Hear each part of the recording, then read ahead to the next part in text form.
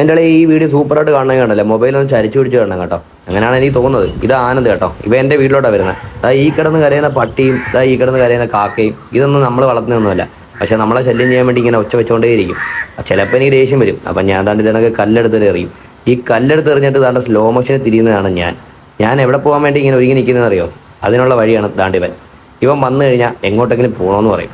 അപ്പം ഞാൻ നേരെ വണ്ടി കയറിയിട്ട് ഇവൻ്റെ കൂടെ ഒരു സ്ഥലം വരെ പോവാം. എവിടെ പോകാമെന്നുള്ളത് നിങ്ങൾക്ക് ഞാൻ കാണിച്ചു തരാം കേട്ടോ. എന്നാൽ ഞാനങ്ങ് പറഞ്ഞേക്കാം, മൺട്രോത്തുരത്തിലോട്ട് പോകാം കേട്ടോ.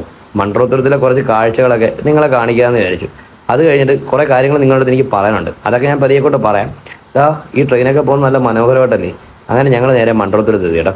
എൻ്റെ മക്കളെ നിങ്ങൾ ഇച്ചിരി രാവിലെ വരണം കേട്ടോ. ഒരു 6:30-7 മണിക്കൊക്കെ വന്നു കഴിഞ്ഞാൽ കിടിലായിട്ട് വ്യൂ കിട്ടും.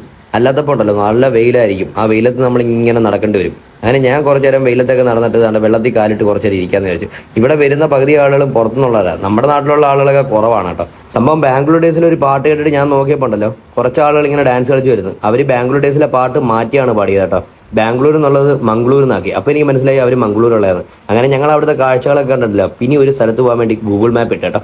അതെവിടെയാണ് പോകാനുള്ളതെന്നുള്ളത് ഞാൻ അടുത്ത വീഡിയോയിൽ കാണിച്ചു തരാവേ.